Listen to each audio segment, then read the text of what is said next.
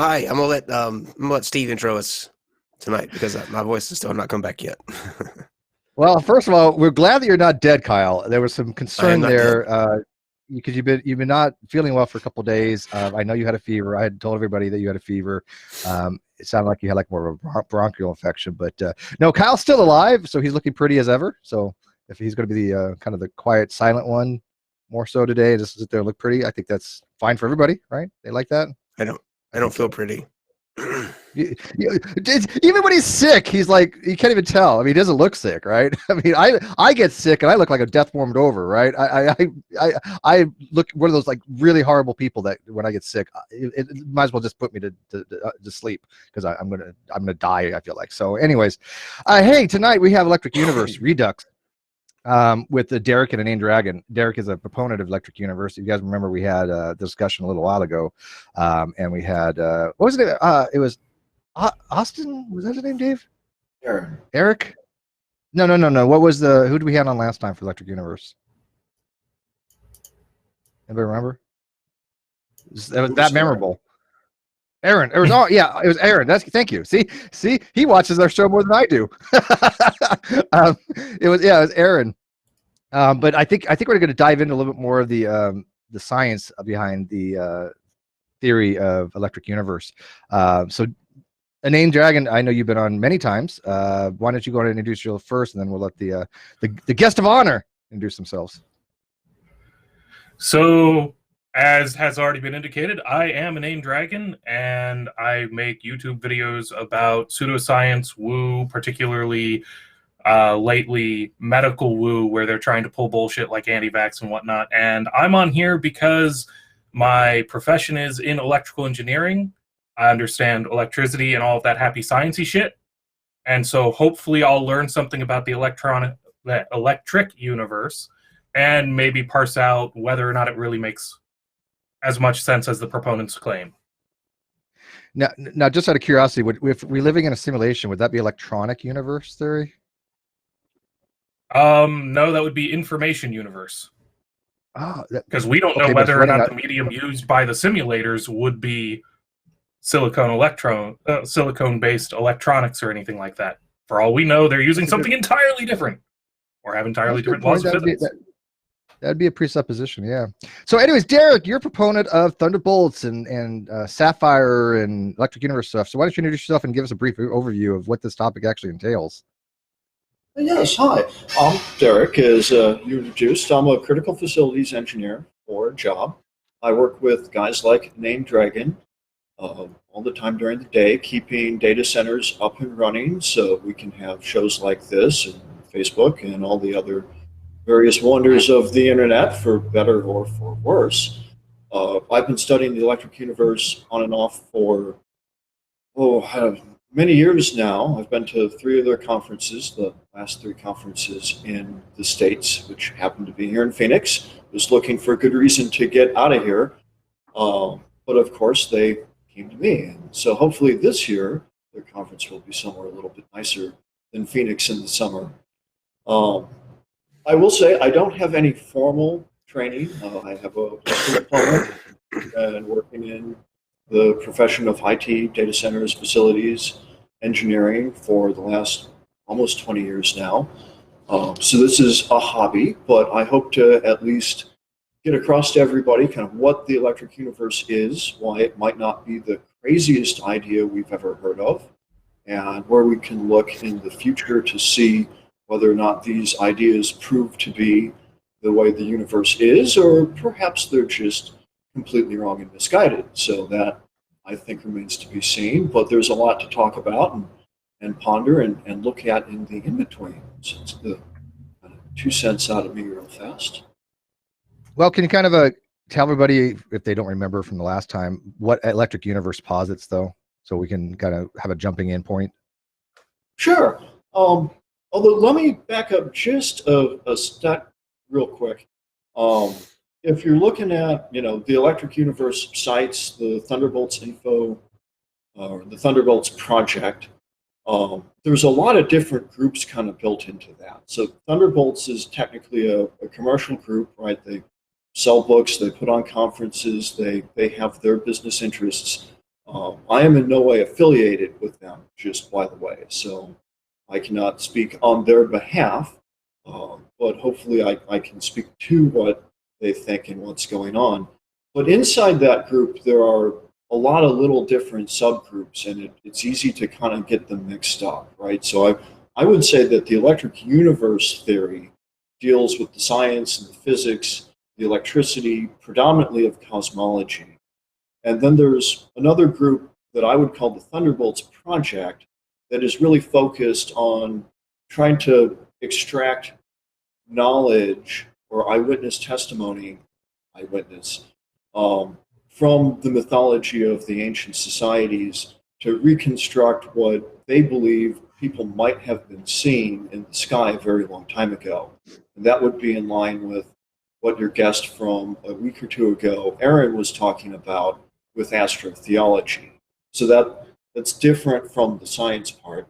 And then there's a bunch of little groups that come along that are related and associated with everything, like the electricity of life, for instance. So they take it down to a much more earthly level, if you will, where, we talk about how, all of life is mediated by electric effects and how plants can sense electric fields and stuff along that nature. And that can often be quite the mix of actual science with PhDs writing papers about biology.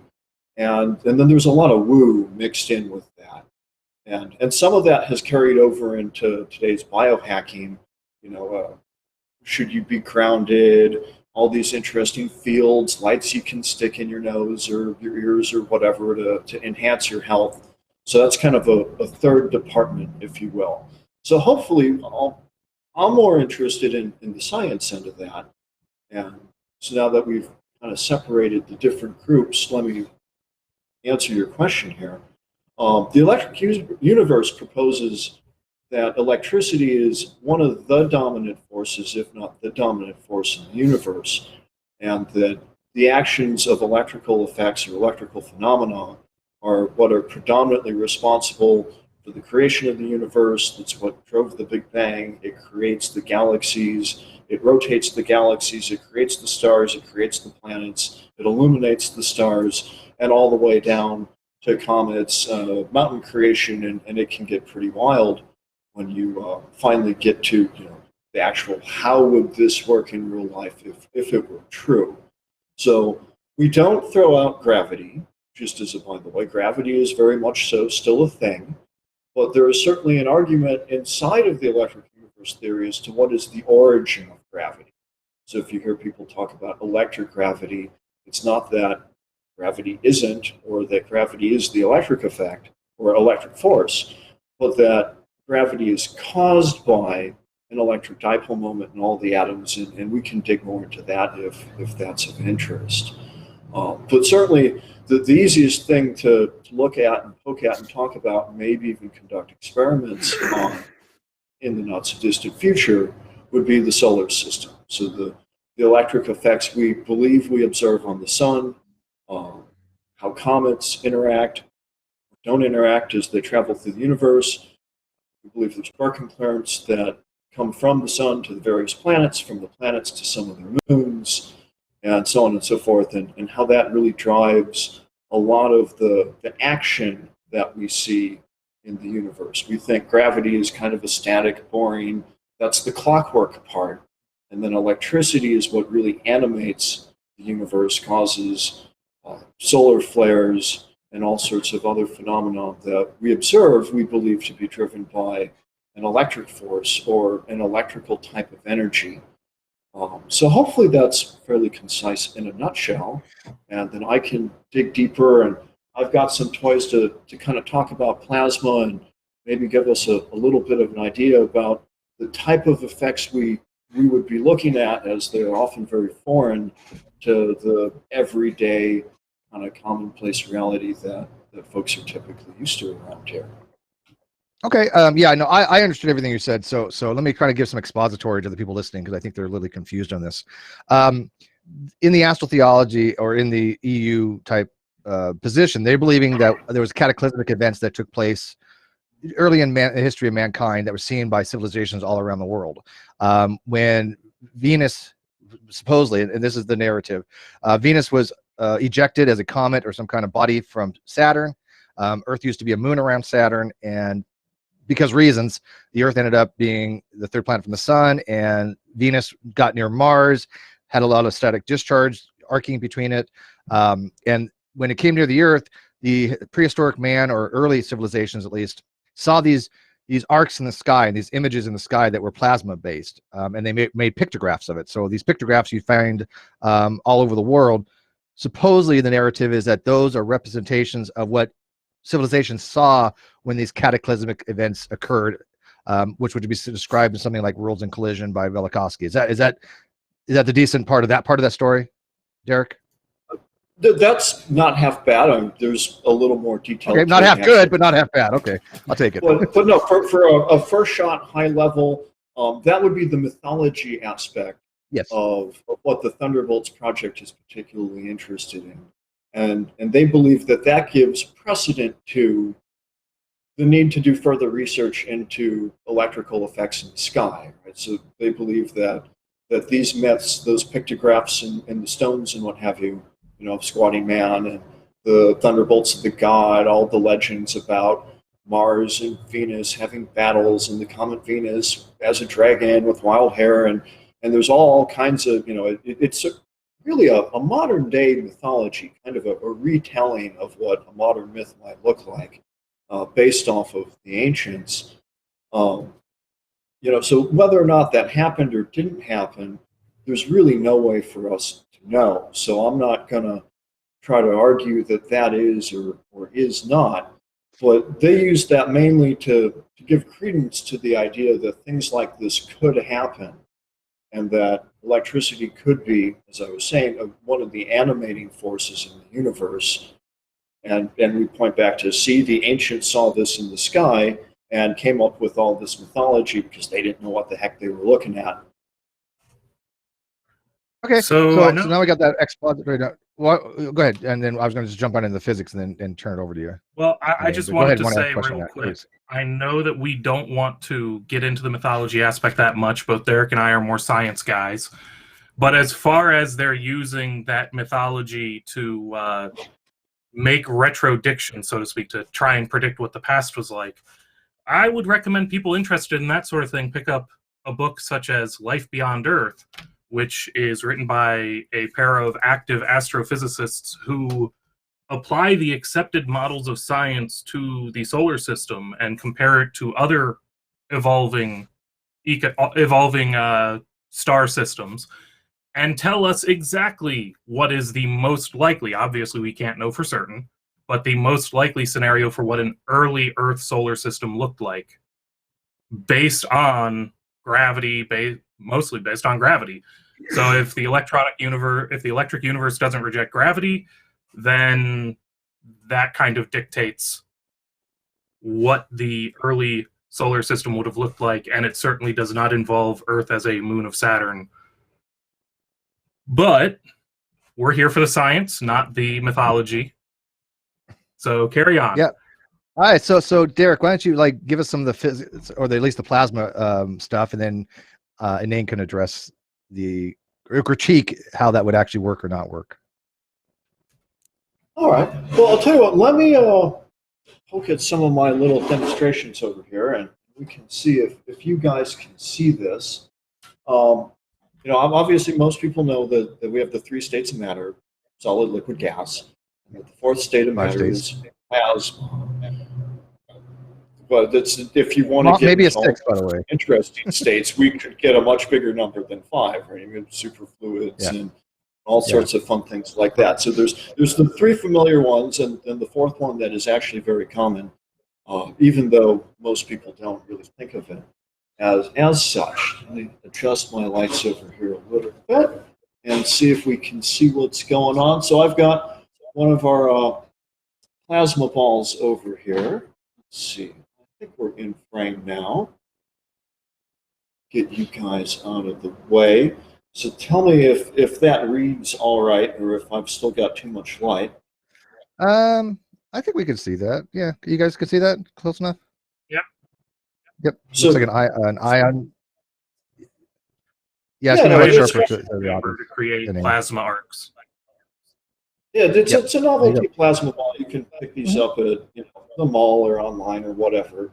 So what I hope to show is that as plasma, it has three different modes of operation. Say there's a dark mode, a glow mode, and then an arc mode. So right now, the blue glow that you guys see in the middle with the pink center electrode would be the glow mode of plasma. But there's this space to the side of it, and if you can see when I bring my hand to it, the blue kind of pulls my way, but it doesn't actually come all the way to my hand. So there's still plasma, but it's dark. It's very hard to demonstrate dark mode plasma because, well, it's dark and you can't see it.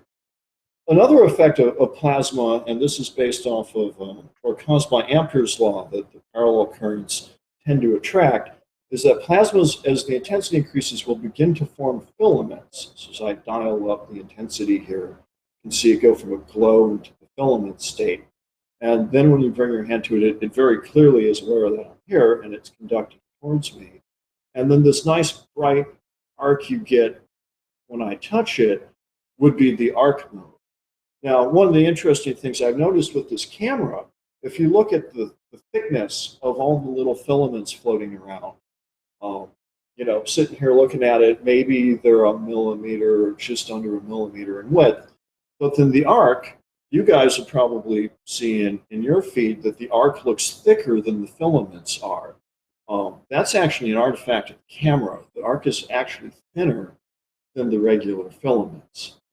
So this is something to keep in mind. When we're looking at all these satellite images and the various data, we only know what it tells us, and that can be corrupted by saturated pixels and other technology, and then we need a better camera. But if you don't know you need the better camera, then you don't know you need the camera.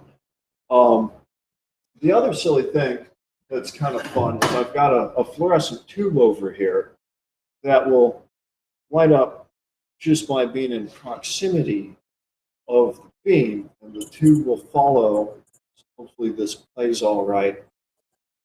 Well, the excitement in the tube, or the illumination of the tube, will generally follow my hand is if my second hand isn't in the way.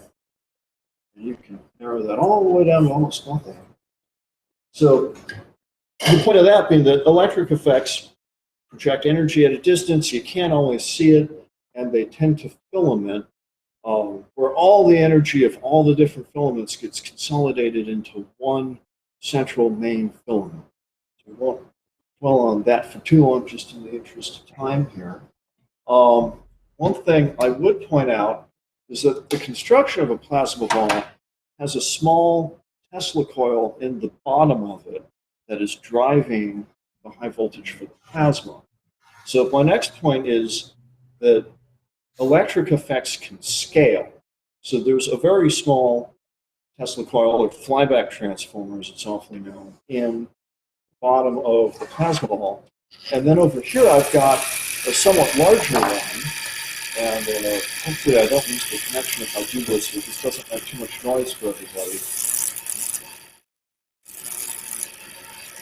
But that creates larger sparks in the atmosphere than the plasma ball will. And then as we notice, if I've still got you, looks like I've still got you guys, so fantastic. I have a very big one of these to show that the effects scale even more. So I'm going to mute myself, and you'll see this over my shoulder here. In the background, we have a much larger Tesla coil that makes much larger sparks, and that's always good fun. So let me hit mute and run this. I'm going to be out of the way.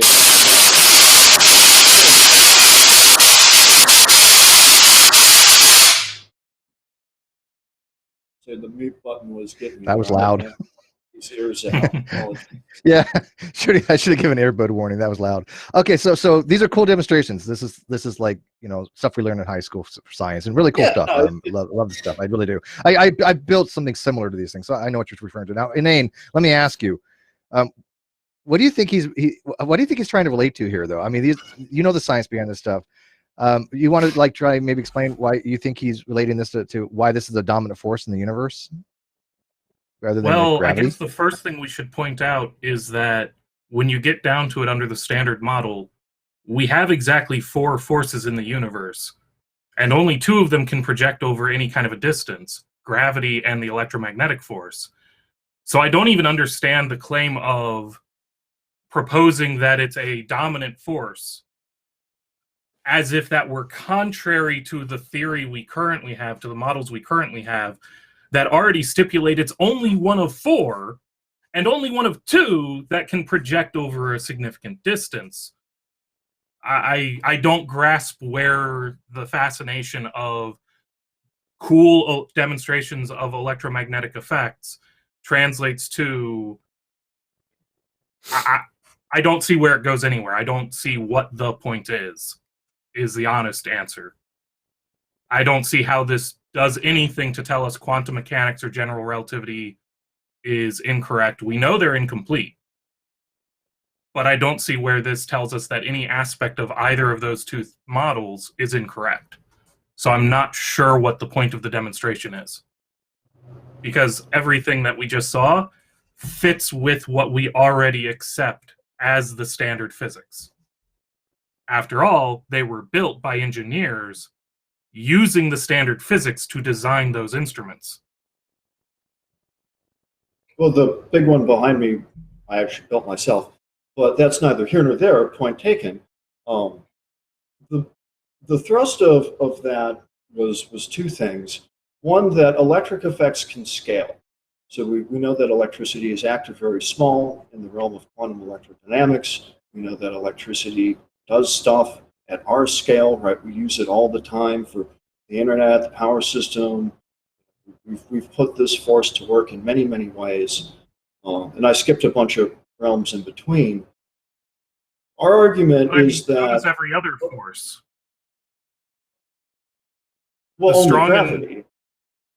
Well, no, those only act over a distance. In terms of scaling, for example, thermonuclear bombs are a really big demonstration of the nuclear forces.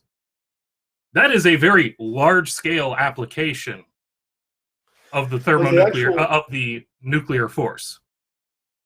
The actual strong force is only active at very, very small distances inside the nuclear bomb, right? All of the big fiery... Agreed, but the ultimate effect of its energy is very large-scale. Right, but the strong force isn't involved in the propagation of all the energy that was released. Right, the fireball, the mushroom cloud, the devastation, that's just unwinding, right? That's the cause, or that's not the cause, but it's unwinding all of the energy that was released by the strong force in a very small space in a very small time. Right? And the whole idea behind atomic bomb was to compress the core down to a supercritical point. Right? So you take your ball of uranium, wrap it with explosives or plutonium, whatever your favorite is, and you smash it. Sun. Well, the sun is doing fusion, which is a different version. Which is still the nuclear the strong force. Being used on a very large scale to power the entire solar system, basically. It provides the gravity to create our orbits. It provides the energy necessary for all life and activity on Earth. That is a very large-scale application of the nuclear forces. Well, the electric universe model would propose a different direction of energy for the sun. So we don't believe that the sun is producing its own energy from nuclear or fusion reactions inside of a core, right? That'd be the standard model. We believe that there's an electric filament or an electric current that connects the stars together to the core of the galaxy. And the energy, the current that comes through these filaments, the Barkland currents, as people like to call them, is what is driving the energy of the star. It's what we suppose produces all the mass and fixes the rotation of the galaxies so that you don't need all of the dark matter that's been proposed. So in our model... You do know that dark matter is not just proposed to explain fixation. We have gravitational lensing that can only be explained by dark matter. Without dark matter, you cannot have the gravitational lensing of distant objects that we observe. Well, we would contest the interpretation of that observation, which is one of the main things the electric universe is kind of all about. We're not trying to say that your observations are wrong or that the theories that we know work are intrinsically bad. I mean, I'm not here to tell you relativity is crap or quantum doesn't work. I mean, clearly these models are useful. We might say that all models are wrong, but some of them are useful, and they're useful to certain extents within the bounds of the model, right? We would look at the observations that led the mainstream scientists to propose the dark matter, dark energy, and similar things in that model. We look at it from a different light, which we think is consistent with the rest of the models. So the idea there being that in relativity, matter and energy are equatable to each other, right? We all agree E equals mc squared. You can convert matter, And you can convert energy. And the sum of all before of you go those, further, yeah. I actually have to address that directly, because you did not contest the idea of the strong and weak nuclear force being active in causing a thermonuclear detonation, which produces energy directly in line with E equals mc squared. If E equals mc squared is wrong, thermonuclear weapons do not work. You accepted the functioning of thermonuclear weapons, therefore you accept the energy matter equivalence established by E equals mc squared. Right, If I can interject real quick, just so I can kind of get, I really want to put you in the strongest light. So this is, what is the energy being released on like a fusion bomb? When you have a splitting of the atom, where's the energy coming from? Where do you think it's coming from? I know where it's coming from, but where do you? I think you guys might have misheard me. I agree that E equals mc squared. I mean, I'm not contesting that. Okay, but Okay, when you split that atom, where are we at? What is actually giving us the energy that's being converted into heat and thermal energy, or the same thing, but I mean, or electromagnetic energy? Where is that energy being coming from? Why is it that when we split that atom, we have that so much released? What do you think that it is, according to EU? I agree with quantum physics. I mean, no. He already clarified that point. But my, that's not what I'm asking. There's where it comes from is what's called a mass defect. Are you familiar with that term? Not specifically, but I think I know what you're talking about. Mass defect is pretty simple. It's basically that the sum of the individual nucleons is greater than the sum of the nucleons in a bounded condition. So when you add, like if you add an atom and you have 235 neutrons and protons, if you added them individually, the weights, they would come up with a number, right? And if you added them in bounded condition in the atom, they're going to be a different number. And that discrepancy is called the mass defect. When you split the atom, that mass defect is using the mass energy equivalence formula to convert into energy, and that energy is then utilized as form of heat and electromagnetic radiation, mostly in the resonance of the fission fragments that are produced. That's what's actually producing the thermal energy for that. How does EU theory account for that when it's that's really contingent on the strong nuclear force, because it's the strong nuclear force that holds those things in the bounded conditions? No, we agree. I mean, we accept, well, at least I do, accept all of that. I mean, that's not the contention. I mean, if I can jump back to the dark matter bit, sure, and follow that, maybe we'll see that I'm largely on the same page with you guys, right? I mean, the quantum mechanics, the quantum chromodynamics of what's going on inside of nucleons, how they split, how they fuse, all that's good. We're not contesting that at all, right? The relativity with E equals mc squared, that's fine. In fact, I'm about to use it to justify my argument. Right? That's a tool in our toolkit also, because we believe that you can turn energy into matter. So we have these giant electrical filaments that are conducting energy across the universe, through the galaxies, and through the solar systems, and that some of that energy is turned into matter, and that's part of our story of star formation. But to address the dark matter bit specifically, the lensing you're talking about, the gravitational lensing, requires the entire mass of the galaxy or the nebula, whatever it is we're looking at. And because it lenses more than the mass of the stars that we can see. They've postulated the dark energy to add extra material to that to cause the curvature of the light to bend as much as we see that it does, right? So, but is that matter or is that energy? We believe that it's not dark matter. This is energy that is in dark plasma that's in a dark mode. So we get the same observation at the end of the day, but the mainstream interpretation and the electric universe interpretation suppose that these observations are caused by a different effect. Was that coherent, or did I lose somebody? Okay. Inane, I mean, are you good so far on that? No, because plasma has certain properties that we aren't observing with this extra mass. For example, it interacts with forces other than gravity.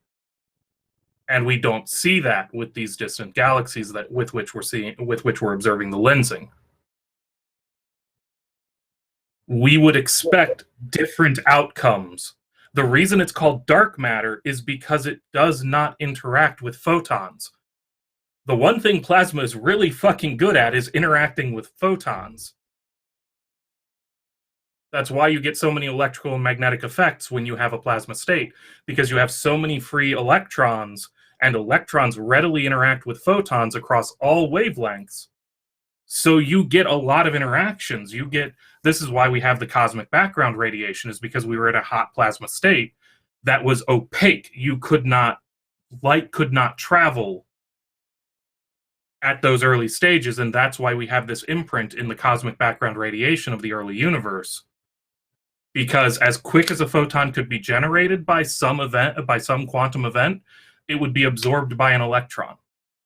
So once the plasma cooled beyond a critical point where it became more transparent, that's where we get this cosmic background radiation, this imprint of the original heat of the early universe. And while we obviously have plasmas that are not perfectly opaque to all wavelengths, the plasma, if it were there in the quantities necessary to replace the dark matter that's postulated, would have to reflect some wavelengths. It would have to absorb other wavelengths, because it's not going to ignore EMI radiation entirely, other than to have a gravitational effect on it. Or EM radiation, sorry. Electromagnetic photons, light. But if that were, well, let's see, what do I want to say here? I'm not disagreeing with anything you just said. Plasma, indeed, we all agree that plasma behaves like that. But the interstellar medium is alleged to be entirely a diffuse plasma. And if that's the case, then how do we see any of the galaxies beyond our own Milky Way? Because, as I just stated, it will absorb and reflect some wavelengths of electromagnetic radiation, not all wavelengths. This is how we even have an idea that there is plasma in the interstellar medium, is by observing what's absorbed and reflected. We can see, quote unquote, the plasma. We cannot see the dark matter. That's why it's dark matter. And we believe that in those plasma. We believe the gravity caused by the energy, or the dark matter, or the gravity necessary to make a galaxy behave the way that we see it does, with the lensing and the rotation, is caused by energy contained in these plasmas. So it's not that there's this enormous quantity or enormous mass of plasma replacing the dark matter. It's that these plasmas contain enormous quantities of energy.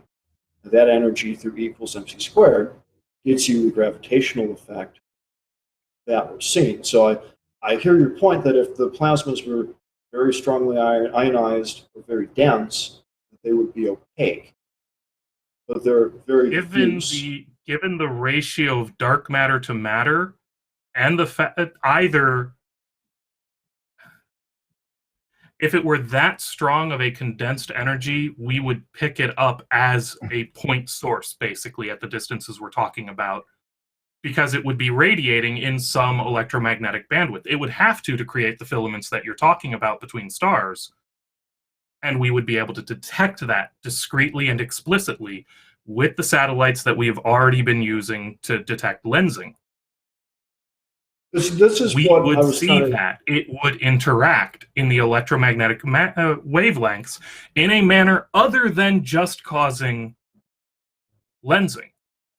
It would do more than just lens light. We would see it. We would expect we to see other don't effects see it. than just the lensing. Yeah. Our take on that is when the plasma is in a dark mode, you would not see it. And the volumes of space are immense. Right? We all agree that the stars are very far apart, the galaxies are even further apart. So we have huge areas, enormous volumes over which these currents can exist. So we argue that in these giant volumes, you can have a lot of energy being moved through the plasma in a dark mode. And in that dark mode, it's still transparent. It doesn't really give off light, and we don't think you're going to see it. Only when it's in a glow mode. The problem with or your an arc dark mode, though, is that your that all dark these things mode happen. is when you're using a regular camera picking up light in the visible spectrum. You're not looking at the full spectrum of electromagnetic waves the way that these satellites are. If it has energy that interacts with electromagnetic forces, it is either going to radiate or absorb wavelengths of electromagnetic energy. By definition, if it has electromagnetic energy, it is emitting or absorbing electromagnetic energy. I think we have a misunderstanding of the plasma. The dark mode is not just a dim or a less intense version of a glowing plasma. There is a distinct quantum step in the behavior of plasmas to transition from dark mode to glow mode to arc mode. And we can measure this in the lab. Absolutely, we can. But the thing is that even in what you're calling dark mode, there are free electrons. This is the definition of a plasma. You have a separation of the molecules or atoms and their valence electrons, the electrons that would otherwise be free to bond with other molecules or atoms. And when you have those free electrons, they will interact with electromagnetic radiation on some wavelength. You're just not looking at the right one when you use a regular camera to say this is dark mode. You find the right lens, you find the right photoreceptor for the right wavelength, you'll see it. It will no longer be dark mode because it will be reflecting or absorbing that wavelength. I don't necessarily disagree. I am not 100% on the nitty gritties. I agree with what you're saying, and I don't have the knowledge on me to contest that. Our general theory is that in this dark mode, when it's not glowing, it might reflect, it might absorb, but it's very diffuse. It's incredibly diffuse. So you're talking about 1 or 2 particles per cubic meter of space. So I hear your argument. But you're talking about either a density or an energy level sufficient to represent more, significantly more mass. I don't remember the percentages off the top of my head. I want to say 70% of the mass in a galaxy, but that sounds like the wrong number.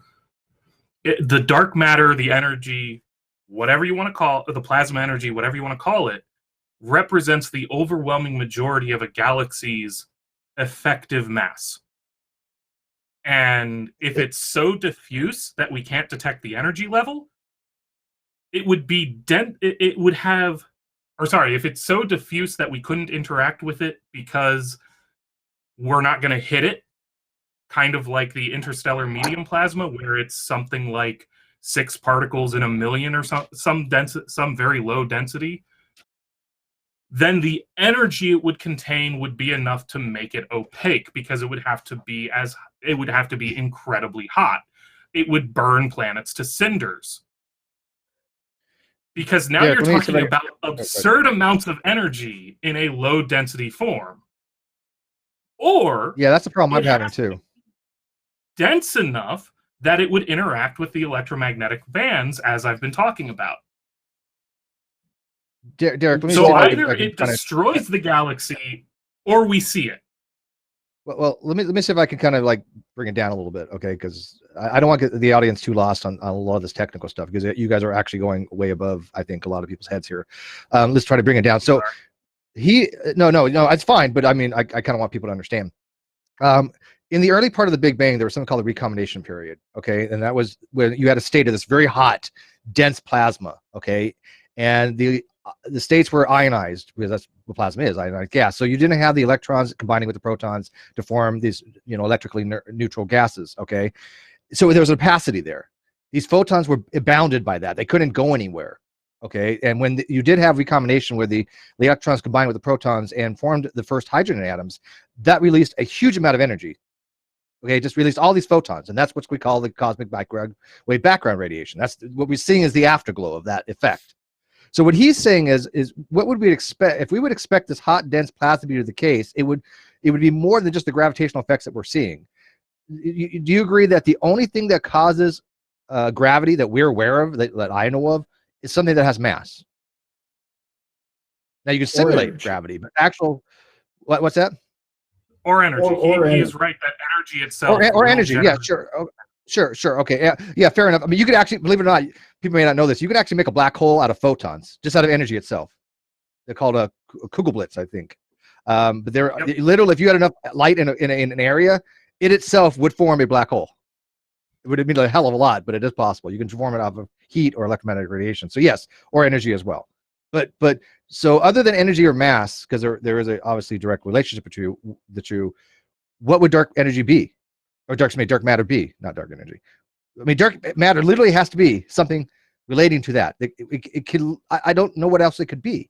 So if it was something else, like you're suggesting with a plasma state, then as Inane was saying, we would expect to see other things. Does that make sense to you? We're arguing that it's a high energy plasma, but very diffuse, is what. And you have opacity. You'd be okay, right? The higher the energy, the higher the energy, the more likely it is to be opaque. Obviously, if we're willing to move into the mythology section, we could argue for a high energy transparent medium, but we're sticking to the science, and the science says if you put energy into a plasma, it becomes opaque, regardless of density.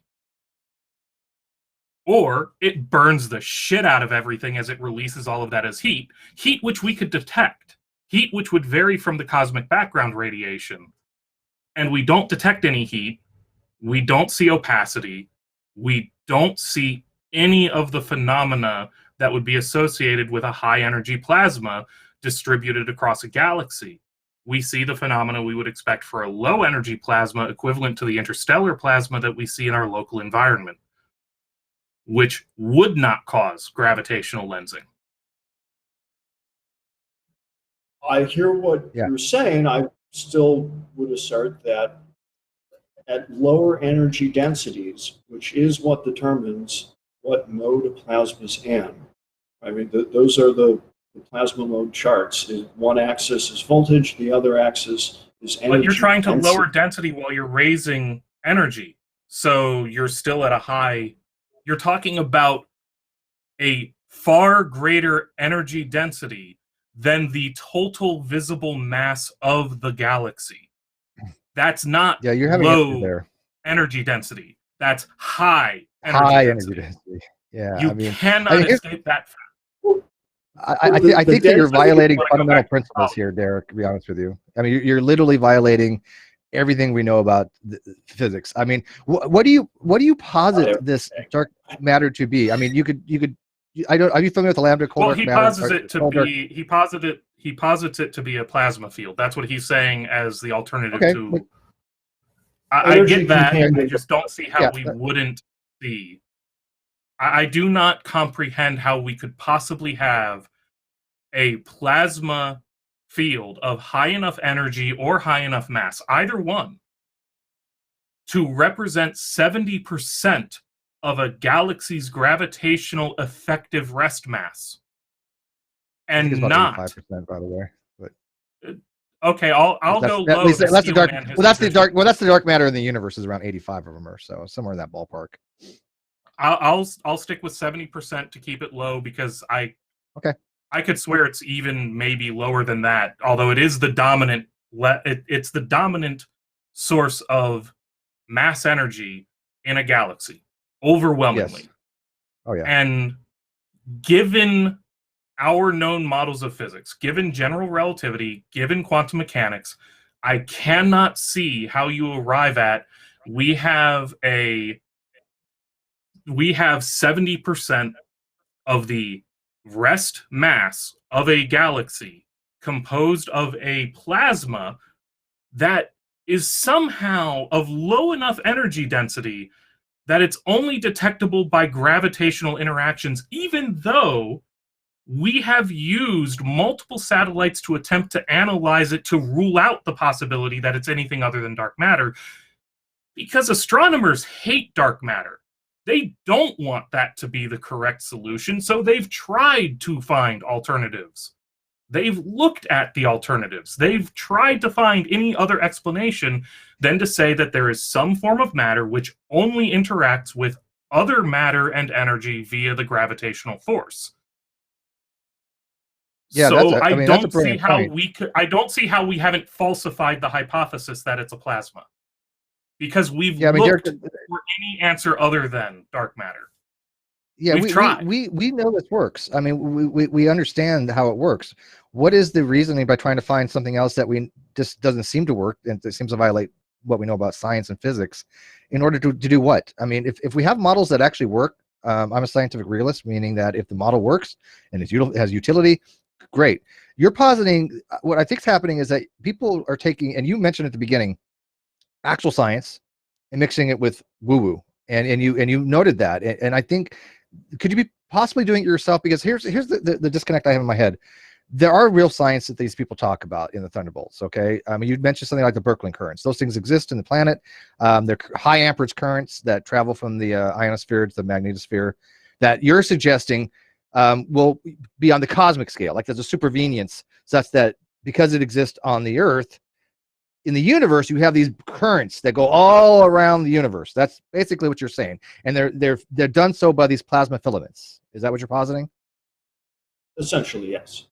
Okay. So when we're seeing these effects of gravitational lensing, you're saying that that's caused by these plasma filaments from the Birkeland currents, rather The than just from energy gravity. in the current From is part of the the total energy energy of whatever system we're looking at, yes. okay. So why The issue that we're having. Go ahead, Inane, because I know where you're going with this. Because I know the issue. So here. to focus in a little bit, make it a little more localized with the electric sun part of this whole thing, because that's part of it, as I understand it, is that this plasma is there to provide the currents that power the stars, including our local sun. I saw the electric sun hypothesis when I was trying to get at least a little bit of a baseline in the electric universe before tonight. And so I did the calculations.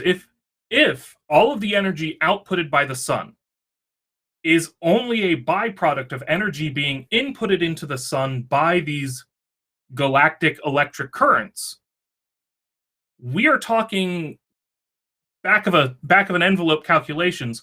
We're talking the equivalent to 80 to 100 petatons of TNT. To put that in context of nuclear warheads, that's 1.4 Tsar bombs, the 1.4 billion Tsar bombs, the largest nuclear weapon ever made by man. Every second. Damn, now, that's a lot of energy. Law of thermodynamics, there has to be more than 80 to 100 petatons of TNT worth of energy rushing through the solar system into the sun every second. Why don't Yes. we here on Earth experience all of that energy slamming through the Earth every second? And So to give you an the idea of that, electric- Derek, the Tsar bomb was a 100 megaton bomb and only detonated with about 50, give or take, megatons. So that to have that go that many Tsar bombs at that many seconds, I don't know if Inane wants to bother, but I couldn't even imagine how many joules that would be. I mean, it's I just, started with the joules, so I have the calculation around here somewhere. it would be beyond my comprehension, to be honest with you. I'd love to hear what your calculation in kilowatts was, or watts, or Well, that's power. We're talking energy, but okay, you could do it in power or power density. I energy guess, over but, time. That's your power, right? Yeah. Energy per time.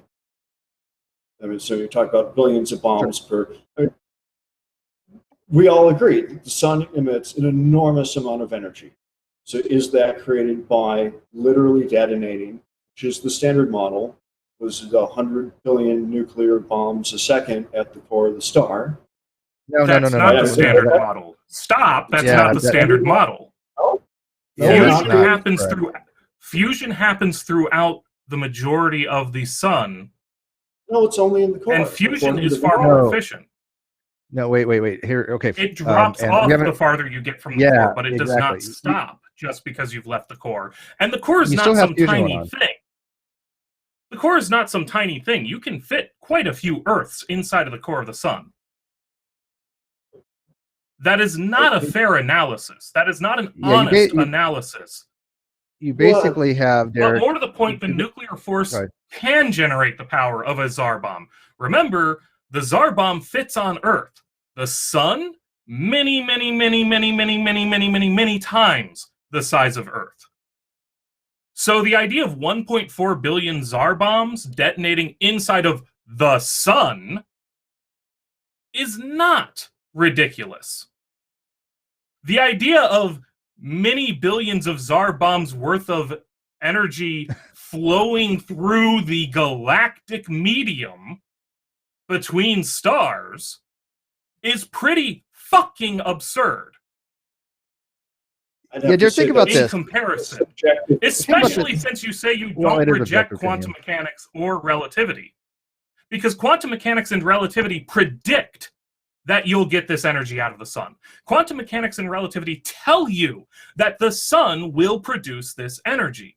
So if you accept those two, then you don't need the electric universe. It serves no purpose. It's a tacked on explanation for no reason. Yeah, it's not parsimonious and it's completely ad hoc. And let me kind of explain this, Derek, real quick. And again, I got an astronomer in live chat, so he can correct me. And it's actually somebody who I actually do shows with, DEF CON 1 Science. So he's Landon Curtnell, famous astronomer, computer scientist, one of the best prime number mathematicians in the entire world. So hopefully he'll correct me on this if I'm wrong. But when you have there's a couple things at play here. When you have the fusion going on in the reactor, okay, it's a 4-step process called a proton-proton reaction, okay, and you're converting hydrogen into helium, and that's unlike breaking apart atoms, you're putting them together, and that's actually releasing energy. I'm not going to get into the technicality of that, but that's kind of how it works. Okay, now when that energy is being flowing out, right, you have what's called gamma pressure, and that gamma pressure is these gamma rays that are actually causing a pressure in the star, and you have this competing pressure, this competing force called gravity. And there's a balance between the two. That's what keeps the star sustained. This is what happens when you lose fusion, when you start getting into the higher elements, because an older star will start trying to fuse helium and then lithium and beryllium and nickel and silicon. Eventually, you're going to get carbon, nitrogen, oxygen cycle. And then eventually you end up what's called iron, which is a very stable state element. And iron doesn't fuse. It takes more energy to fuse iron than it does what you get out of it. So what happens to the star?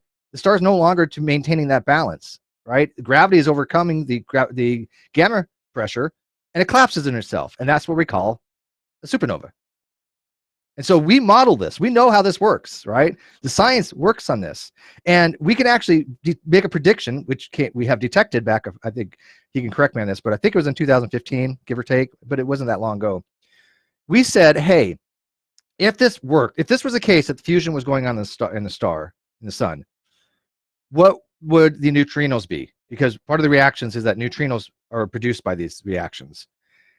Neutrinos are very difficult to detect because they don't interact with matter very much. You need very large vats of water filled with chlorine and what's called, I think they're using scintillation detectors, which are multiplication tubes. So if you have one event, it'll multiply the signal, so you actually get something you can detect out of it. And they don't interact very often, so one event is very hard to detect. But we have detected these neutrinos. They were at the exact energy levels we would expect from these proton-protons cycles. So it was a confirmation that the model works, that disfirmed anything relating to electromagnetic theory. That would be the electric sun. Now, Inane, what I just said is that at least close to what the way it is? Does that at least feasible? That is sufficiently correct. Okay, that's I'm going for here. I'm not a scientist, right? I'm a layperson. I just have a background in nuclear physics. Well, at least nuclear reactors, I should say. But I think for a general layperson, I think that's a pretty decent explanation. So just going on that, Derek, how do you resolve that?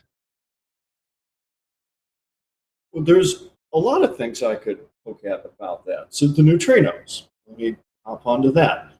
The observation of neutrinos from the sun, these detectors, only observed a third of the electron neutrinos predicted by the model. They had to, the mainstream scientists, invented a brand new theory to explain this. So now we have this idea of flavor-changing neutrinos, and somehow we're at exactly the right distance from the sun. It so happens that here on Earth, the three types of neutrinos, right, because there's a type of neutrino for each type of electron, by the time they get to Earth, all of the electron neutrinos that were emitted by the fusion processes that you described have somehow become uniform between the three of them, so that a third of them are electron neutrinos, a third of them are tau neutrinos, and a third of them are muon neutrinos. I got the order wrong, but you get the idea. No, but yeah, right? that's the three neutrinos, sure, for the decay mode. Yes. Types of neutrinos. Yes. That sure.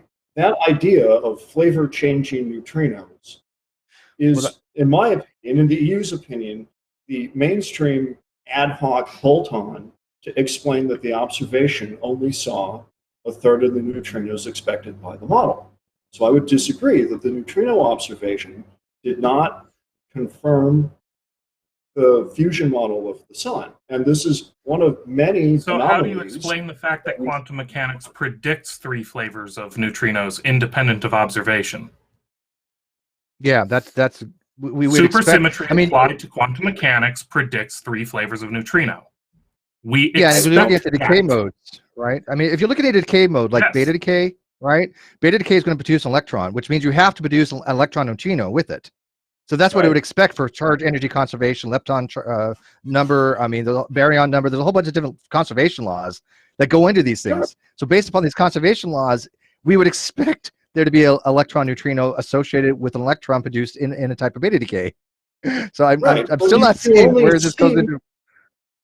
You only get a third of the electrons, or a third of the electron neutrinos that the model predicted here on Earth. No, no, you are incorrect. That was the observation. Yeah. When you take into account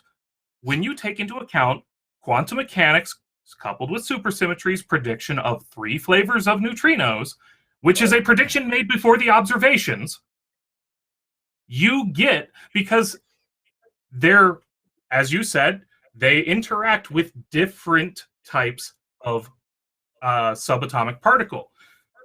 You expect to only see the electron neutrinos when you set up an experiment that looks for beta decay producing an electron neutrino. You expect that 1/3 result. That is a confirmation, not a disconfirmation, when you actually understand the theory, when you understand the model. So what is producing that's standard. Muon neutrinos and the tau Muon decay. Muon decay and the other forms of decay, which are not as easy to observe here on Earth because we are stuck inside of an atmosphere. Put these detectors in deep space. So the model predicts that a certain quantity of hydrogen is going to fuse into helium in exactly the way you guys just described, and that process will emit a certain quantity of electron neutrinos, right, to account for the equivalent And of the 100 that is billion. also, that is cross-confirmed. Well, we have to stop you right there, because that is cross-confirmed by the actual spectrograph of the sun. The spectrography of the sun confirms, because we get the right bands in the right places for the light emitted from the sun. We get the right intensity bands for the composition of the sun going through the fusion that we say happens. If the sun were not fusing, we would not see the distribution of light that we see. You're just talking about the spectra emitted by the surface layers of the star, which are impacted by the energy. No, because they're impacted by the energy coming from the interior of the sun. You have to consider the sun as a whole system. You cannot try and pretend one layer does not impact another layer. You have to consider the entire system. Just like if there were lines of electricity running between two stars, we would fucking detect that every time our planet came in between them, especially when you're talking about the ridiculous amounts of energy that would be bombarding our planet. When does our planet go across the north or south pole of the star? I mean, it doesn't. We're going around the equator. Oh, it only goes between it. The energy only connects from the north and south poles. Is that the new theory? Because you said it was all. You said it was all stars earlier. The stars are connected to each other through the filaments. The filaments. Right. So isn't Alpha Centauri connected to the sun through a filament? I don't know that we know what the circuit diagram of the galaxy is, so I don't want to say that. Then why presuppose that there is a circuit diagram of the galaxy when we can already explain the observed phenomena within the standard model of physics? Why add a new theory on top of it? Because there's lots of observations we make about the sun that are inconsistent with the fusion model. And the neutrino discrepancy is not one of them. What discrepancy are you referring to, if I may ask? So the sun in theory, according to the main model, has all these fusion reactions going on, zillions and zillions, producing all of that energy, right? It should produce a certain quantity. You're talking about the missing neutrino problem. Yeah. You're talking about the missing neutrino problem. That's already been resolved. That was resolved like 2-3 years ago. I think and you the need resolution, to get up a little bit. The resolution was to invent the idea of flavor-changing neutrinos. Which they do. Flavor-changing neutrinos was predicted. Yeah, we know these things can change, right? Mechanics. We know they can change. They can change. Yeah, I mean, you have okay. The problem that we're having now, from my recollection. So please, audience, help me out on this, because this is going way more deeper than we need to go. But I happen to like this stuff. The three types of neutrinos that are associated with these decay modes and these interactions, in this case fusion, when you have stuff like the tau neutrino, the muon neutrino, and the electron neutrino, the way they're ordered for the mass is questionable. You have what's called mass 1, mass 2, and mass 3. I know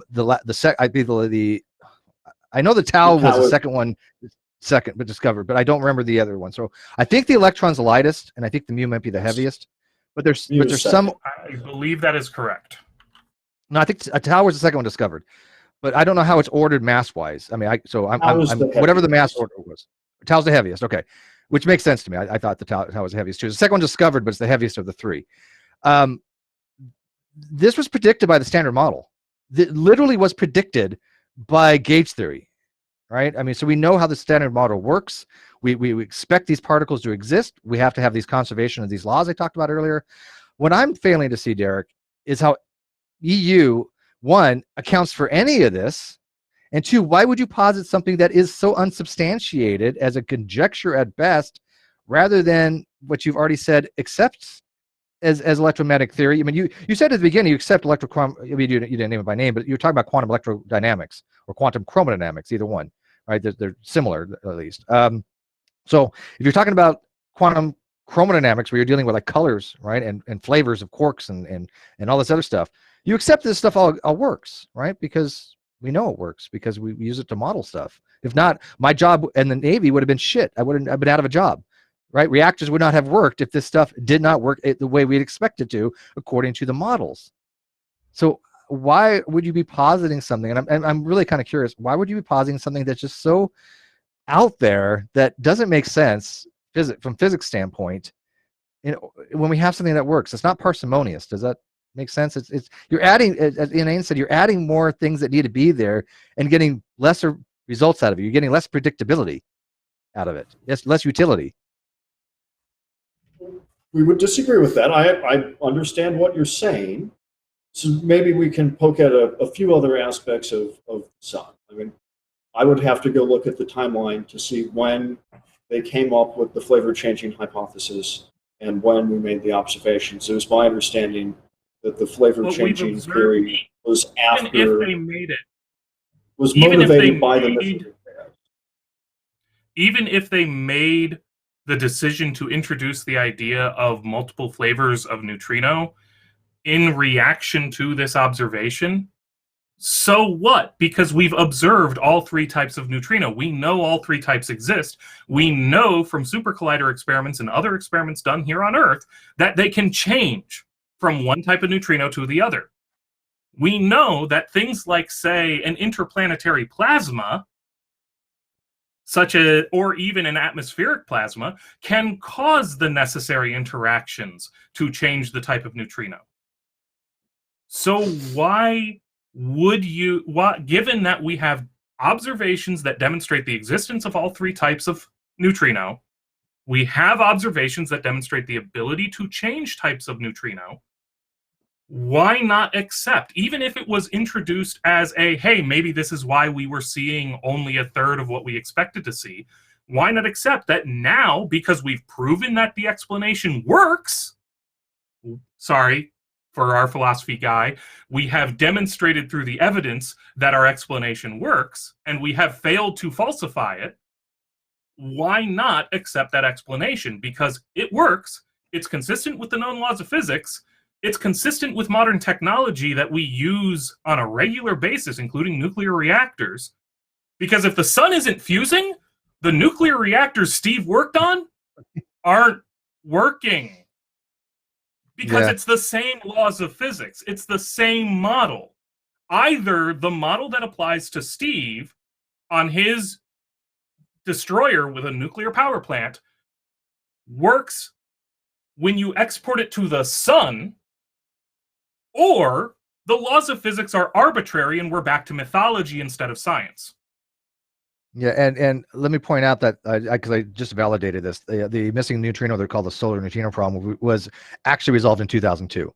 So that has been 17 years. Now, I know that Thunderbolts have been doing this a very long time, but I don't see them getting with the current data. I mean, this led to people getting the Nobel Prize in 2015. So this discovery of things called, what I'm pretty sure it relates to what's called neutrino oscillation, which you guys are calling quark changing theory, flavor changing. But I think it's flavor changing. I think that's neutrino oscillation, but either or. But we discovered that these solutions are the solutions, right? So that missing neutrino problem that you're talking about has been something that these EU proponents have been putting out for since I was a kid, right? I mean, literally, EU has been around since I've been a kid. I read Velikovsky's works in high school, and I don't see them updating their data sets. Well, we don't. Does that make sense? Except that it's that it's an experimental fact or an observational fact that we can show in a laboratory that neutrinos change flavor. And it's my understanding there. I'm pretty sure that we validated that. Science. Yeah, I'm pretty sure that's been actually discovered. Yeah. That's not a disputable fact anymore. That's not a hypothesis, that's knowledge. I would like to see the papers on that. To the best of my knowledge, that was discovered, or that was concocted to explain the missing neutrino problem, and not otherwise experimentally verified. If I'm incorrect about that, I will gladly change my song, but I am not aware that that is experimentally verified in a meaningful way. Yeah, I don't have the time to look it up. Maybe somebody else can. I don't have that information. So this is where we can leave that one for the moment, and that's where I disagree. I don't think we actually know that to be absolutely certain a fact, as opposed to an ad hoc addition to right. That the E model supposes that that's an ad hoc addition to the standard I model don't think to it's ad hoc. explain. No, I don't. I think you're using ad hoc incorrectly, to be honest with you. Now, I will tell you this. Yeah, you familiar with what's called lepton number? You know what a lepton number is? What a lepton is? Yes. Okay, Yes. so these conservations of lepton numbers in the standard model, there are violations of that. They're what's called chirality anomalies. Okay, so you can have problems with chirality here, but we have, from what I remember, and if I can remember that we verified this, and it's out there somewhere, that these neutrino oscillations have been demonstrated. We've seen flavors change in the laboratory, but there are conservation laws that are not always conserved when it comes to lepton number. And I don't remember the specificities of exactly why, but some of these things, people take people have a weird thing with conservation laws, right? Or they have laws of physics in general. They think they're immutable, right? They think that if there's a law in physics, that there's no possible way it can be violated, right? It is some immutable fact of the universe that you cannot ever change. And I don't know where people get that from. A law is descriptive. It's not prescriptive.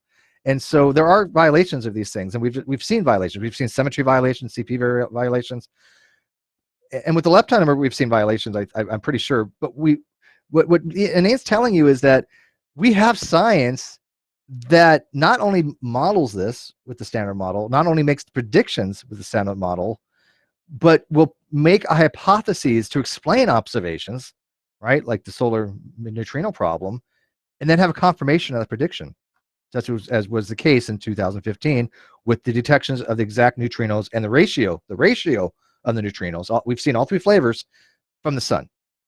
Inane, would you not say that is utility, that it has that is a scientific reason why we have theories?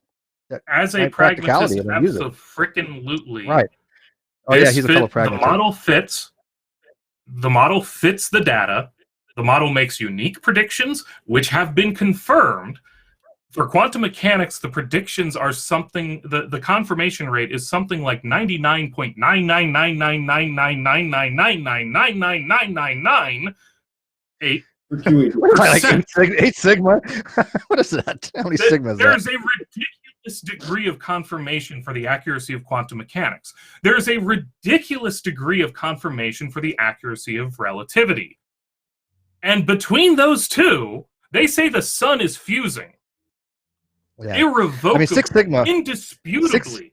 So either quantum mechanics and general relativity are wrong, or the sun is fusing. Yeah, do you know that it only takes 6 sigma to validate that we discovered a new particle? 6 sigma is amazing. That's like 99.99987 or something. Lan is a mathematician. But it's ridiculous, you freaking high. And relativity is greater than that by orders of magnitude, probably. So I think no offense there. And by the way, I love your communication style. I love your demonstrations. I really do.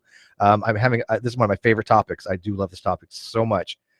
But don't you think you may be like spending a lot of time barking up the wrong tree or tilting at windmills? I mean, you obviously have a grasp of the material. I mean, you are literate in this topic. You're not illiterate. I mean, you know what you're talking about as far as some of the basic stuff. I mean, people in the live chat said you're talking word salad. I got to tell you, nothing he said is word salad. I don't agree with it, right? I mean, you may have some conceptual errors, but I would not call what he said word salad. Would you, Inane? I wouldn't call it maybe word the plasma salad. stuff.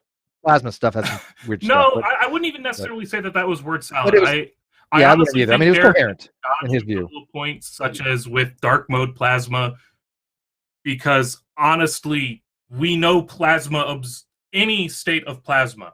If you have the right kind of detector, you're going to be able to see it. Yeah. Whether it's dark mode, whether it's tendrils, whether it's anything, if you have the right detector, you can find plasma. Because that's its nature. It has free electrons which will interact with electromagnetic radiation. So it's gonna interact, whether or not it's dark mode or something else. So I think when I challenged you on that, you did kind of dodge.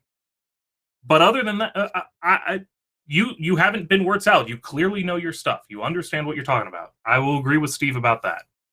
Yeah, this was I mean, this is fascinating because usually we get people on that are so incompetent to the point my teeth bleed. Oh my Um, God, the I mean, we have flat freaking earthers, dude.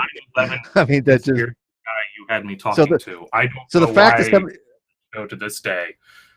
oh yeah, but the fact that somebody come in and talk about things like neutrino oscillations and flavor changes and I mean, that's just music to my ears because I was reading books on fundamental particle physics in 7th grade. I mean, I love this topic, so I was familiar with exactly what you're talking about for flavors back in junior high.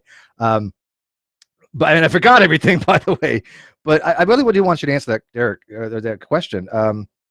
Don't you think you're kind of tilting windmills a little bit? I mean, what end goal is the game plan here? I mean, what would it matter one way or another if we already have something that works and what you have? I'm sorry, just hasn't worked. It won't work. I think I would go so far to say it's not possible as far as we know the laws of physics to work, or at least be so impractical to be unwieldy because the energy is involved. Well, I'll agree to disagree. I hear the arguments. I think there's more to it than that. But the end goal here is the same end goal everybody's shooting for: a better understanding of the universe. And every time we understand fundamental laws and the nature of the universe, solar, right, just the more we understand the reality we live in with a higher degree of accuracy, and the more effects and phenomena that we're aware of, the more we can leverage that to our utility. Right. So if the electric universe, I mean, I'm not going to try to argue that the entire thing is true, but if there are components of the electric universe that are indeed the case, and I heard you guys don't agree with that, but that could have some very interesting effects in power production and space travel. If there was, for instance, an electric current between the stars, could we use that as a background for some kind of propulsion system? Would that current be something that we could make an electromagnetic sail and be able to accelerate much faster from one star to the next? To be kind of Well, that actually brings up a very interesting point. Which star is powering the other star? Because current flows, assuming it's DC, current flows one direction. If it's AC and it's transferring energy, it's still ultimately current flowing in one direction. So technically, one star is providing energy to another star, and you can only travel in one direction with these EM sails. And that also means some other star is doing something other than gaining energy from a current traveling through the stars. Well, no, so the model proposes that these current filaments between all of the stars originate from the core of the universe. So something that we haven't even touched on yet that I'm sure you guys would love to really. There is no center of the universe. There is no core. No. I misspoke. Look at the cosmic background radiation. My apologies. I meant to say galaxy, the core of the galaxy. The core of the galaxy is a supermassive black hole. It doesn't emit significant energy. Well, you accept general relativity. And the giant UV glows that we see above and below. I mean, there's a lot of energy coming. Real quick, what do you think is at the heart of the? I mean, Sagittarius A. What do you think that object is? Now, you do agree there's an object there. We've seen stars go around it. We've seen the effects on the star. We can watch that the orbital periods are just whacked because something's there, right? There is something. The only thing we know that can cause that is something that has some kind of mass energy. But to our understanding of physics, black hole, as black holes are described, is the only thing that has significant amount of gravitational field in a dense area, right? Because black holes are pretty small, except for that one's gargantuan. But like, if the sun became a black hole, it'd be 3 kilometers. It'd be 2.9 kilometers. I've actually did the math on this one time. I actually did the Schwarzschild radius calculations myself. Not that hard to do. Not impressive as it sounds, but it came to 2.95 kilometers. Okay, so that's very small. I mean, that would fit inside Manhattan. But these massive, supermassive ones are just conceptually. I mean, how many billions of stars are encapsulated in one supermassive black hole? And that's still in a pretty small area, though. I mean, size of the solar system or something. But what else would it be? And what in EU is positing it to be? So we're in the same place as the dark matter. We believe that the term I think they like to use is a plasmoid. Is that this is the concentration of all the energy from the intergalactic currents. And I know that you guys can think it's crazy. I appreciate Well, no, it's not that. but No, the- no, I'm No, not it's saying not that it's crazy. No, no, no, don't take it It's that that- way. No. Hold on, We're not saying it's crazy. because we're going in circles now, because you were just saying that the center of the galaxy produces the energy which runs through the circuit, but now you're saying that it is the collection of all of the energy from the circuit. You went from saying it's the producer to it's the load. You're switching line and load on me, man. all right. Where's the energy at the center of the... Let me describe how the EU sees the universal circuit and how that plays out. And maybe that'll help at least conceptualize what we're trying to talk about. And then you guys can tell me why it's so silly. The idea is that there are intergalactic currents that connect all the various, what you would call the supermassive black holes. In the EU, we don't think black holes exist, or at least not the supermassive ones, and that's something else. That these are electromagnetic focuses of the entire current column that comes into the galaxy and then out into the next. So all the galaxies are kind of lined up on these filaments, and we see that in the pictures that they've produced of the universe, is that all the galaxies are connected by filaments. We think those filaments are indications of the currents between the core of the galaxies.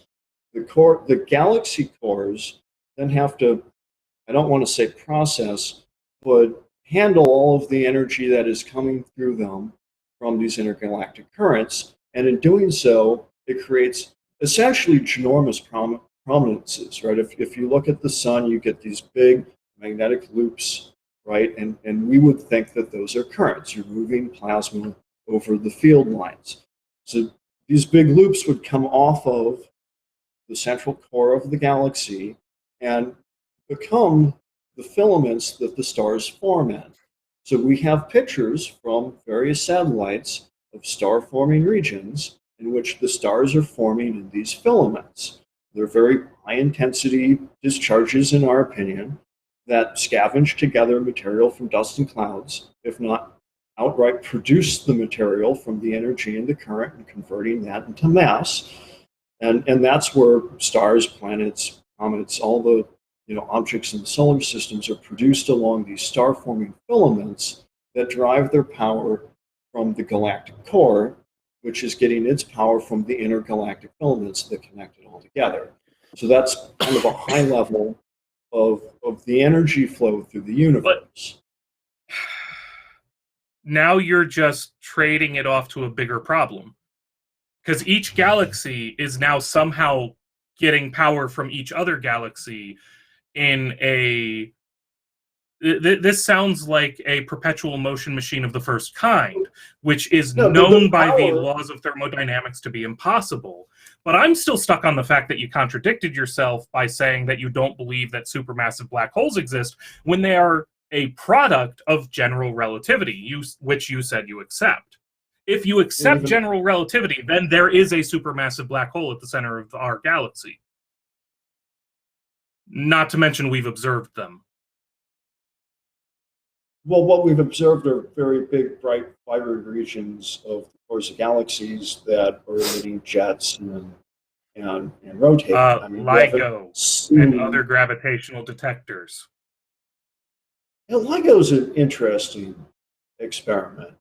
I mean, and I don't want to dismiss it out of hand, but at least to me, it seems suspicious that we're able to detect a vibration in space-time that's less than, what's the figure? It's like 1/10,000th the width of a proton.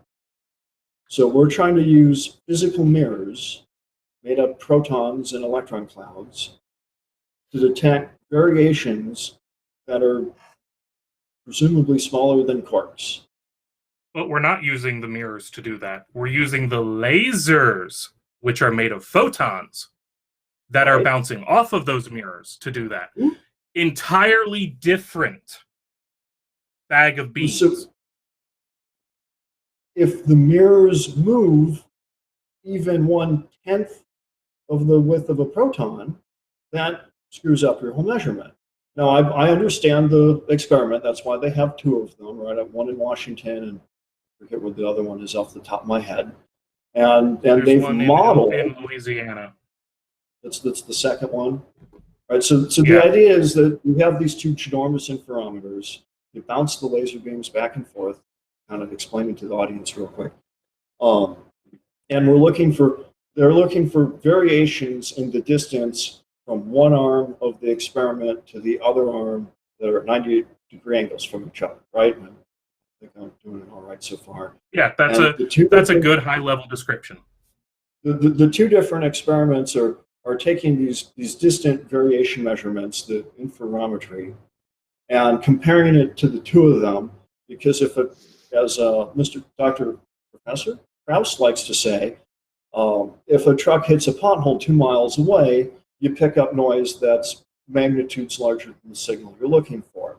So this experiment is quite astonishing in the level of technology required to achieve this, right? You're looking for variations of distance. And do you know what the largest amount, because I can see where you're going. Do you know what the largest amount of the expense and the engineering that went into both of these interferometers is? It's the acoustic isolation to prevent it from detecting a truck running over a pothole 2 miles away. It's isolated from that. It does detect the and truck. even so, there are times where they do have to shut down the experiment because of the noise in the ambient environment. They know about these problems. They account for them. Right, and hence they built the two of them, because a truck isn't going to hit a pothole in Washington and Louisiana at exactly the same moment, right? So that they can compare the two data sets and try to ferret out signals that look identical to each other, that are separated by an amount of time that can tell them a little bit about which direction the signal supposedly came from. But then they compare these signals and they confirm it with multiple other experiments of a similar design conducted by other countries. I thought we only had the two of them so far. Somebody else has LIGO only has two detectors. Okay. LIGO only has two detectors. The EU has several detectors, not necessarily of the same sensitivity, but the point is that you can corroborate across, and you can increase your confidence that you probably have a signal by comparing it to other detectors of a similar nature. And I'll grant, this is first generation shit. This is like a Ford Model T, and we would really love a 2018 Jag. I will grant that. You know, we're on the very beginnings of this technology, but even so, we're already seeing shit come up, and it's being cross-confirmed by other detectors of other styles, even. Because after all, gravity only travels at the speed of light, too. So the theory goes, the EU would like to disagree with that particular point as well. The EU is a very expansive, and there's all kinds of stuff in there. They would like to. I want to know. So that I don't end up straw manning anything later. The electric universe is disagreeing with the notion that gravity travels at the speed of light. Correct. So it's disagreeing with general relativity again. It's saying general relativity is false, because it's general relativity that tells us that gravity travels at the speed of light. If gravity doesn't, then general relativity is wrong. False. Despite its 99.99 out to the absurd accuracy. Well, so not to mention we've demonstrated it. Quantum electrodynamics has, like you guys said, something like a sigma 14, or yes, QED has been verified experimentally to the theory to an enormous number of decimal places. It's the most precise theory mankind has ever come up with and proved. Relativity, we are unable to measure gravity with that level of precision. You don't have to measure the gravity itself. You don't. Yeah, what do you mean by that? Sure, it's not to sigma 14, but it's still out to sigma 8, 9, 10, whatever you fucking want. Well, what does he mean by that? Incredibly confirmed theory. Look, I could tell you, I don't know what you guys exactly mean by that, so maybe you can help me out with it. But we have measured like gravitational effects of the universe. We measured flatness, like the local geometry. We have measured within, I think it's 6 sigma, to be flat, right? So we've measured gravity. We know that this theory that we use has an effect on space-time because of mass, having nothing to do with electromagnetic radiation whatsoever. I mean, it's just you don't use Maxwell's equations like that. Okay, I mean, you use tensor equations that for Einstein's field equations. Okay, so we can measure local flatness. Would you agree upon that? We've done it. We know the universe is flat locally. I would suppose that we could. I have not myself read into that, so I can't confirm or deny that that's an accurate statement. I don't know of any reason why you couldn't. My honest question at this stage is that if you don't even know how accurately we have measured the flatness of the local universe out to hundreds of parsecs or more, why would you assume that you understand general relativity well enough to tack on electric universe theory? Why, when you don't even understand some of the basic things Steve has been bringing up, such as the measurements of local flatness? I can't work with field equations. Okay, I understand the concepts. I'm a conceptual guy. The math is beyond me. I can go up to about calculus. I'm not asking anybody here to crunch the numbers. Yeah, but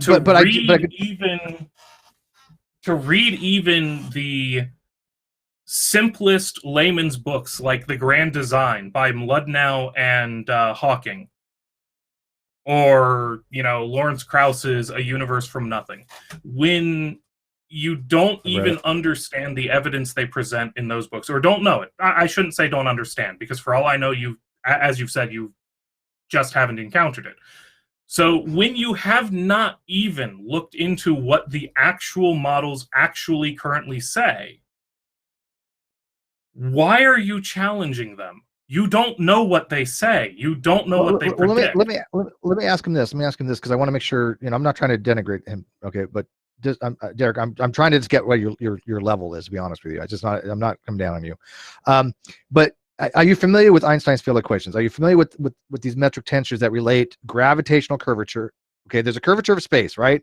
And then that's one side of the equation, right? And on the other side of the equation, you have mass, right? So there's a relationship between the negative part and the positive part, between the negative or the negative curvature of the space-time formula or space-time in the metric, and then the positive factor, which is due to mass. Are you familiar with that concept at least? There's a relationship there. Yes. Okay, so you've taken tensor mathematics, or at least calculus, or just familiar with the concept? Okay.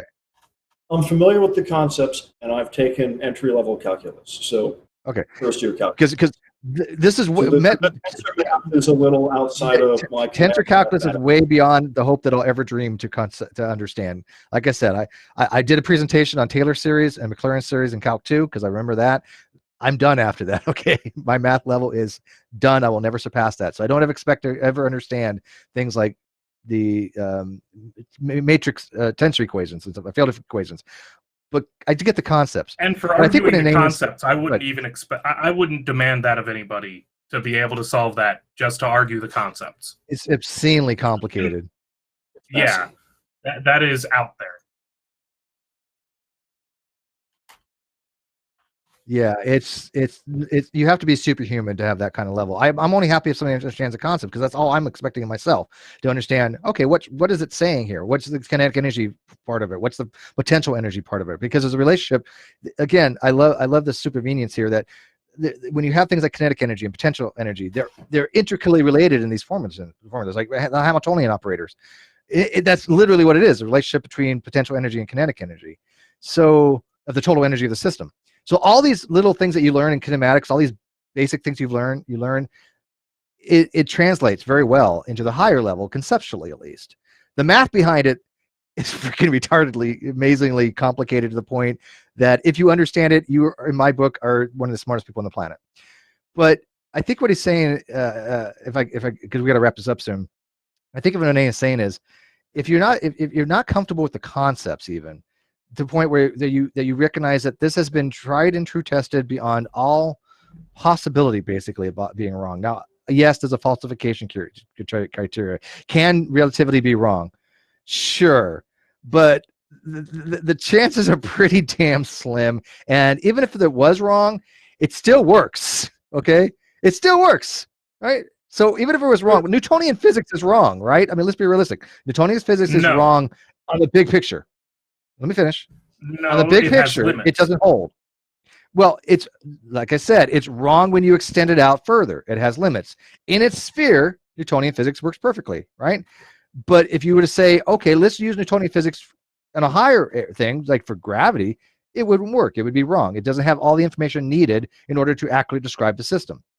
Now, I'm using wrong here loosely, but it's ineffective, to say the least. Just how about that? It's ineffective to use for certain things like orbital mechanics. Okay, but that's actually how we got gravity. Newton's. The only time Newton's mechanics fail for gravity of a solar system is Mercury. For the other planets, it's right. We're close to the sun. Yeah, because of the sun. What's that, Derek? Some of the comets also had discrepancies from their Newtonian orbits that required relativistic corrections to hit them. Yeah, that's fair. That's fair enough. Yeah, but we do know. I mean, obviously, with satellites, you have to correct for both general and special. I mean, you have to correct. You have to correct for just not the gravity. You have to account for relativistic effects as well. So, I mean, I just don't see the point of view. It's been around since I was a kid. They've got nowhere on it. They've never published anything of any kind of consequence. It's done nothing for predictability. It's just something. It's like one of those things that just won't die for some reason. It's made a number of predictions ahead of observations in NASA experiments. Deep Impact would be a mission that would be a very good. No. You're talking about the outgassing of the comet 64P, I think it was? No, that's a different one. That's a different comet we had a mission. So the Deep Impact was a satellite that shot the copper impactor at a comet nucleus. Yeah, I remember that one. That was a kinetic impactor that we did. Right, and I think they had a giant copper ball, and they fired out of the satellite as it went by. I forget, was it Temple 1? It doesn't matter exactly which, but as it went by the Pacific Comet, right? So ahead of time, the guys, because we have, in addition to the electric sun, it includes a model for how the comets work, and so I would say, show me a comet that's an icy snowball, and that can put a lot of this to rest, right? We haven't really dug into comets. We landed on them. We've landed on one. We know what it looks like. It's an icy comet, icy snowball, dirty snowball, basically. But we got it. Well, we have footage of literally landing on the comet itself, and video. But I know we're running really late here. I want to ask one quick question because I got to move on. Let me ask a quick question, then we'll kind of wrap it up. I'll do the super chats real quick because I asked you at the beginning before I went on air, and I do want to know this. And by the way, I got to tell you guys, people, I am absolutely wrong in everything that I just said because Mr. Intelligent Design said I'm 100% right. So everything I just said throughout the entire time I've been in the internet, please disregard. I clearly have no fucking idea what I'm talking about, because if Mr. Intelligent Design thinks I'm right, something is seriously wrong. So please, for the love of God, disregard everything I've ever said about these topics, okay? Because there's no possible way that if he agrees with me that I could be right, okay? Because that would be, I don't want him agreeing with me. Never. Oh my goodness. By the way, Mr. Intelligent Design thinks gravity is a pushing force. That tells you his level of understanding. So if he agrees with me, something's seriously wrong. Well, in theory, if you had negative energy, gravity would push. That's the mainstream model. Yeah, that's that's where dark energy comes in. That's your dark energy. Yeah, dark energy, because dark energy is responsible for the acceleration of the universe, right? So that's a yeah. Okay, so that's a whole different ballgame. Don't confuse Mr. Intelligent Design. It's not pretty. But okay, so I asked before on the. Can you explain to me transistor sun real quick? Sure. So the idea behind what you're talking about, the transistor effect of the sun, is that there is a gate-like effect between the layers of the upper solar atmosphere just before it gets to the corona. So the sun is presumed to be a positively charged body, so it's acting as the anode. And hydrogen ions, right, hydrogen atoms without their electrons, are being emitted as the solar wind. So the tufts, they have a better word for that, but all the flowing tufts that we see as the apparent surface of the sun, in combination with the layer just above it, which are these wispy funnels. Um, I don't have all the technicalities in there, but the idea is that boundary is a double layer that has a regulating effect or a gate-like effect. So it's not that we think that the sun is a transistor. I mean, it's clearly not. But the model supposes that it regulates the flow of ions out from the sun into space. So where you have these tufts and the funnels, that's the transistor section, and the solar wind that's emitted from that part of the sun is relatively slow. Where you have, say, a coronal hole, those tufts are absent, or at least the wispy parts on the top are not there, and you have high-speed solar wind that isn't being regulated and is being emitted at a much higher velocity away from the sun. So when they talk about the transistor effect, it's a gate-like effect between layers of the atmosphere in regions of the sun that show these observable properties and emit slow solar wind. I hope that's an all I right. can't even remote. No, I wouldn't call it a paper, but I read the person who was pausing in it. Yeah, I can't make heads or tails of that, to be honest with you. I'm not saying that it's nothing to it. I can't. My limitation's done. I understand solid state physics a little bit. I do understand transistor theory. We've discussed it before. I have no idea how that relates to the sun and relating it. Maybe Inane, you can help us, or maybe we can look at it another time, because I don't know what the hell any of that was. All I know is this. I do know this. Yeah, if it didn't make sense, then it's fine. But I do know this, that, and hopefully, Derek, you can correct me if I'm wrong, but transistor theory was posited to resolve an issue called well, I don't know what technically has a name, but it's a heating issue. That the corona, we know, is hotter than the surface of the sun. Okay, and it's always been something that scientists couldn't understand. Right? They didn't know why the corona was hotter. Was transistor sun theory posited to resolve that issue? I don't believe so. No. Okay, because I thought it was. The higher temperatures at the end of the corona have an origin and a different explanation. Yeah, I know the explanation. They discovered it a few years ago. Do you know how they resolved that finally? Okay, fine. But did you hear your explanation? Yeah, they I think, okay, I hate dates, right? I'm terrible at dates and names, but I think it was 2015. If somebody wants to go look it up, they discovered what's called microflares, and these microflares were adding to heat transfer from the surface to the corona. Now that's very, very simplistic. Again, talk to Landon or something like that, but this is the discovery that they had made to resolve that heating problem. And what does EU say? The EU proposes that, again, the sun is a positive body. It's functioning as an anode in space, with the universal cathode being deep space out past our heliosphere.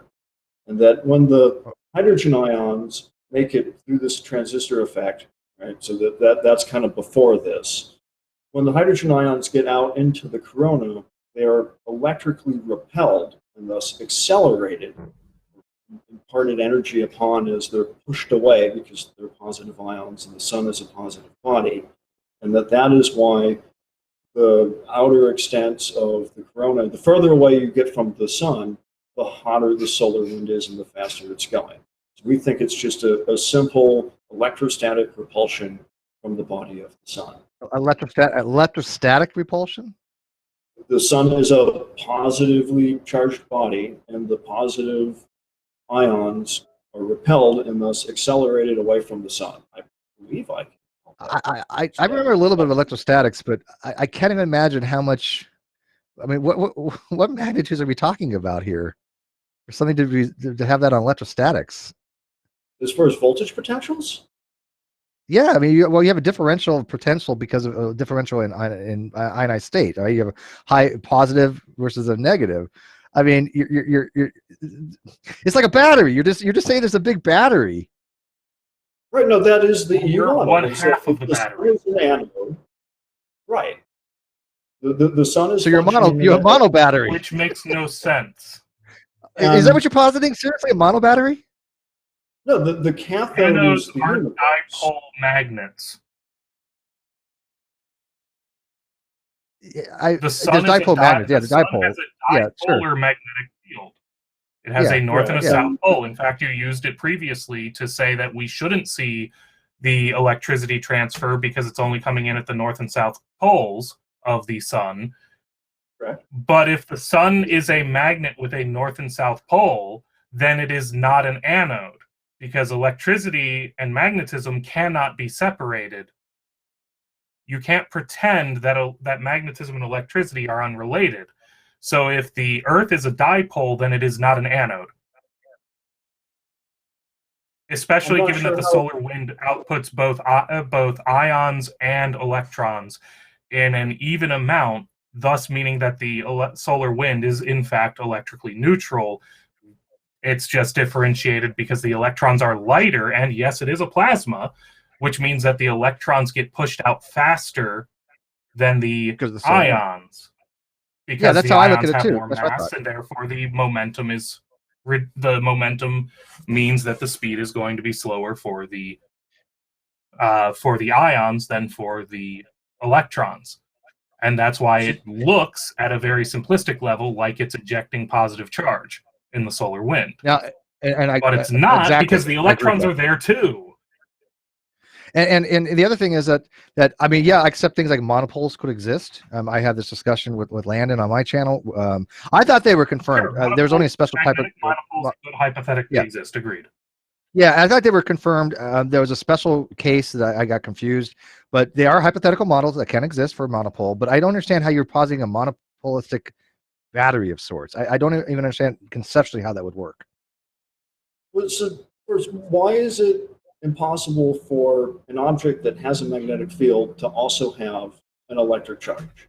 I don't see how the sun being a dipole magnet precludes it from having a net charge relative electric charge. to the Electric charge just means you have a surplus or a deficit of something, right? I mean, if you have an excess of electrons, you're going to have a negative. You have a deficit of them. You're going to have because the charge deficit is going to disrupt the magnetic field. The magnetic field would collapse if there were any significant difference between the number of positive charges and the number of negative charges in the sun. It would become magnetically they're stable. I mean, exactly. But anyways, I think we're getting a little more complicated here. So if I put a magnet on a Van de Graaff, go ahead. the magnet's going to lose its magnetism? I mean, is that... If you put a magnet in what? Of your argument? If I put a magnet in what? A permanent magnet on top of a Van de Graaff and charge it up so that my little permanent magnet has an electric charge, you're telling me that that's going to neutralize... You don't think that will affect the magnetic alignment of the iron atoms? The iron atoms are in a particular alignment because of the electrons. Right. Yeah, you have those in the magnet. You can have these domains. Do you know how right? we degauss magnets? We apply heavy electric current to them. Field. Yeah, I mean, if you take, we had this in the ship. We had electric fields. Yeah, we have a degaussing system on the ship. The cheapest way to degauss a magnet. Yeah, this is exactly what degaussing means. Look at. Hey, well, yeah, it's an alternate, but okay. A degaussing field will, for example, if I remember the old, this is way before you guys' time, maybe, but they used to be magnetic degaussers. You could buy them at Radio Shack because I was a store manager for Radio Shack for several years, and you would run it. You would basically have this humming, and you'd run it over a VCR tape or something. It would degauss it. We have these things on ship too for degaussing because we want to make this ship electrically neutral so it doesn't attract mines. Right, but you have in a magnetic bar, right, in a permanent magnet, you have these isolated things called domains, and the domains align with respect to the magnetic field. So you have the magnetic field when the domains are all aligned like this. The magnetic field is going to go out from the flux, go from the north to south pole, and then you have these magnetic lines of flux. And you can actually take a really cool experiment if you guys want. Go get a really powerful magnet, right, like a neomolybdenum, and go find a sandbox somewhere, and start rubbing that magnet in the dirt, in the sand. And what you're going to get is this black filament, black iron, right? You're going to get a lot of it. Okay, it's really cool stuff. You can do all kinds of weird stuff with it, like those magnetic things where you make beards with the guy's face. You can get your own of it. Just get a really powerful magnet in sand, and I've done this numerous times. When you take a magnet and you put a piece of paper over it, and you put that filament stuff on it, right? That iron stuff, you'll actually see the magnetic lines of flux exactly that way. I mean, haven't you ever done this experiment? Am I the only ones that have had a fun childhood? Neodymium. I'm sorry, neodymium. I don't know neomolybdenum. Is it neodymium or neomolybdenum? I don't know. Whatever. Potato, tomato. But anyway, it's a really fun thing to do. Neodymium. Neodymium. Okay, I'm sorry. What do I know? Again, don't trust anything I say. Mr. Intelligent Line agrees with me. So what the fuck do I know? I got to be an idiot. All right, so we got to wrap this up. We are getting late. I know. What's that? Is that a magnet? Or was that okay? You got one. Yeah. I think we've all got magnets sitting here. They're fun to play with. They're very fun to payment. Oh, I was fascinated by magnets as a kid. Sure. Ferrous oxide to go with it. Yeah, there you go. Yeah, but you can literally get your own just from a sandbox. But okay, so let's read the some super chats here. And by the way, and I got some announcements. So Andrew Rhodes, $5. Scranton, the Electric City. I mean Universe. # Michael Scott. I think that's is that a sports reference? Could be. Off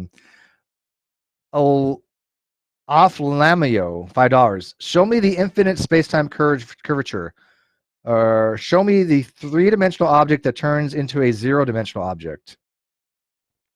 Well, theoretically, maybe if you had something collapse down to a singularity, that becomes a point. So you can have, in theory, a 3-dimensional object become 0 if it became a point source.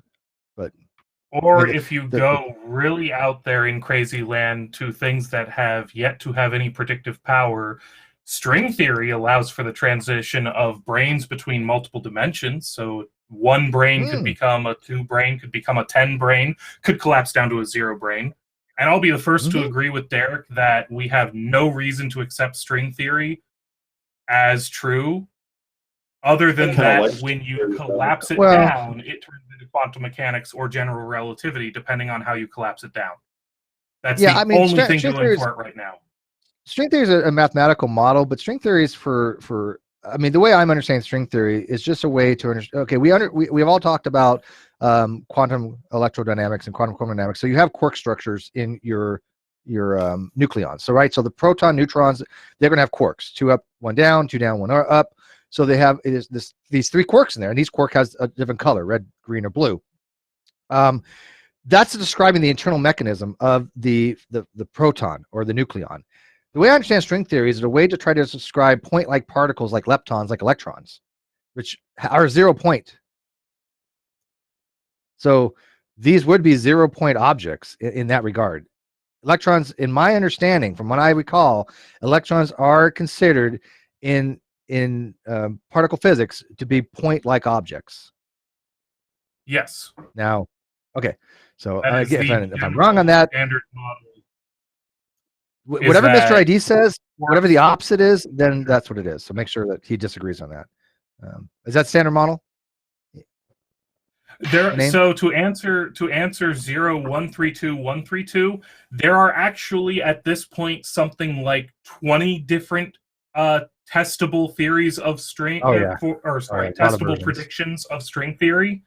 We just do not yet have the we don't have the detectors necessary to try and test those. Yeah, there's also a lot of versions of string theory. Because we have, if string theory were correct, we are in a post-symmetry breaking environment, so testing supersymmetry is not easy with our current equipment. If string theory were to be correct, the predictions it makes are beyond our current experimental capability, and that's why I dismiss it as a cool mathematical thing that has some potential in the future when we get there. Now, in all Yeah, it's a cool fairness, there subject. I were mean, read the landscape, the cosmic landscape by Leonard Susskind. a few And versions of quantum string field theory is theory that interesting too. have been ruled out by the observations Yes. at the LHC. There's still lots that could exist, but some of them we know are certainly not. The big one, when I say string theory, people should go ahead and substitute in M theory. It's just that M theory is not a wieldly word. Yeah, well, M theory also say deals M with the theory is a brain. well-known approach. Yeah, M theory, they're interrelated because M theory will deal with brain theory, P brains and P brains. And by the way, somebody had mentioned in the live chat, they said electrons have no mass. Yes, electrons have mass. Oh my God, I think it's 0.511 electron volts. Right? It's a very, very volt. tiny. It's very, very small, amount of but electrons but have 0.5 0.511 megaelectron volts is the mass of an electron. So to say that electrons don't have mass is really bizarre to me. That's even worse than EU theory. Don't do that. But anyways, those are thought to have a little teeny tiny mass. Yeah, and then you also have, even photons have mass, but they don't have rest mass, right? Because you have relativistic mass. But anyways, I'm gonna get this right, god damn you. Puffalopagus. There, I got it right for you, dude. I got it right. Now you can't say Kyle's the only one that pronounces your name right. Suck it. But thank you for the $2, Puffalopagus. Quantized inertial RIDS dark matter much better. RIDS, RIDS. What is that? I don't know. I can't parse that out. Quantized inertia. Maybe I'm not sure what he means by that. I don't know. Yeah, that's 9.31 to the negative 31st. That's in kilograms. Yes, I do everything in expressions of like mega electron volts. An electron volt, if I remember correctly, is the amount of energy required to move. What is it? One voltage through one. Oh my God! What is the definition of an electron volt? The amount of it's been too potential. long, man. Like we said in the pre-show, if you I don't use it, you lose it. Yeah. It's the amount of energy, amount of voltage required to move one electron volt through like 1 coulomb. I don't know. Maybe you know what? I don't even. When I can't even remember the definition of electron volt, what the hell am I talking about here? Yeah. There is definitely one thing I have to catch you on. Never say you hate definitions. No one will believe. I do hate. I don't. No, they should. I really do hate definitions. I like concepts. I'm going to get this right though.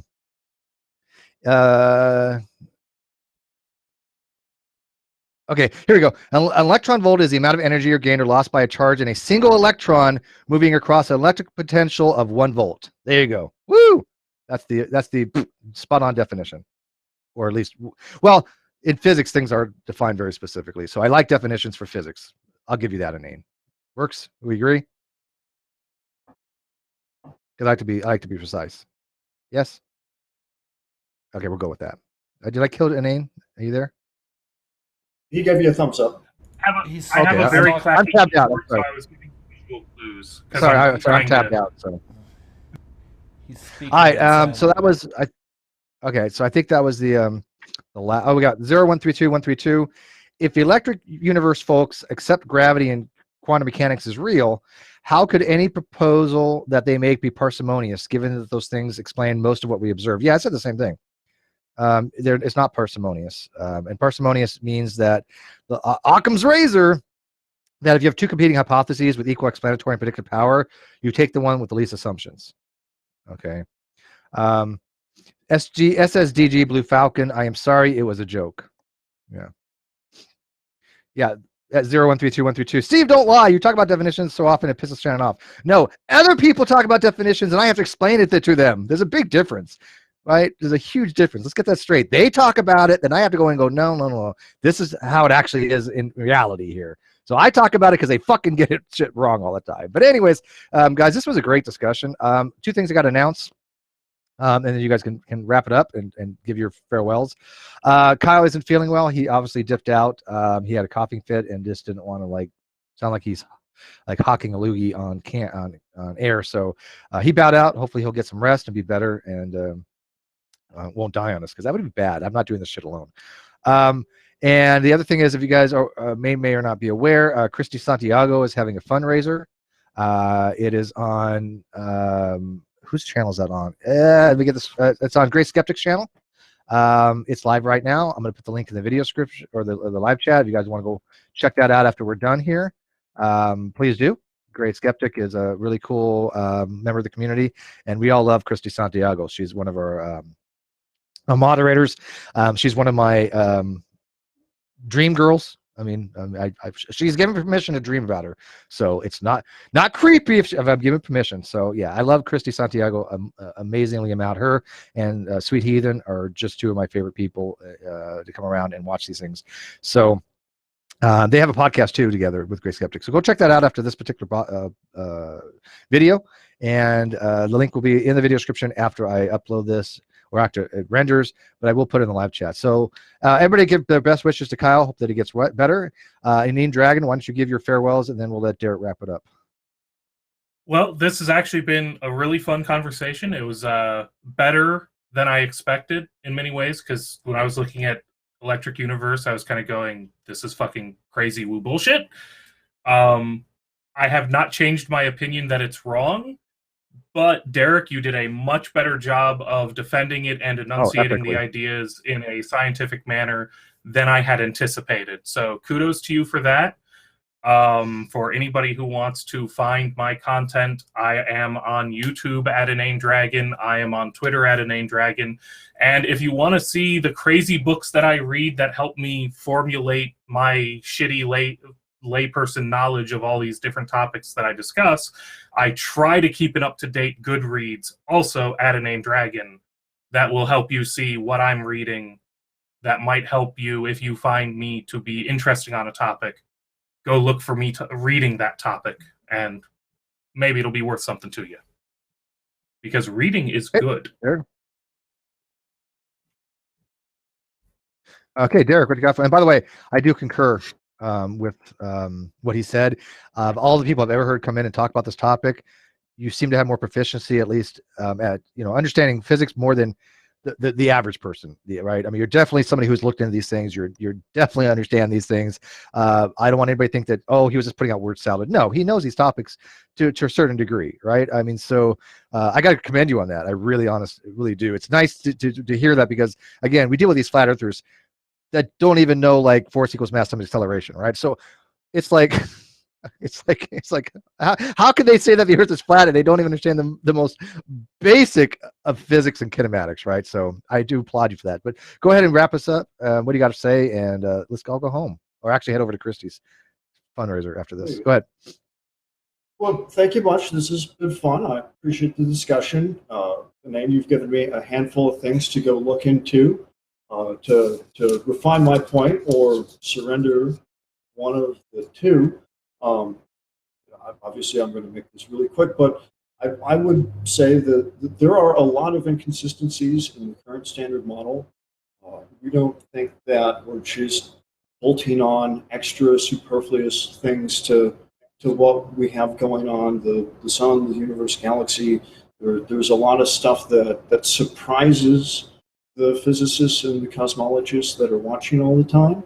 And we think if they included some of these electrical aspects that I hope I've done at least a decent job trying to illuminate for people, that they might be a little bit less surprised in the future, might be able to advance science a little bit faster than we currently are. But with that, again, thank you. I appreciate the opportunity to try to illuminate the EU model for everybody, and I'd be more than happy to talk further on the issue if that sounds like fun someday in the future. Okay.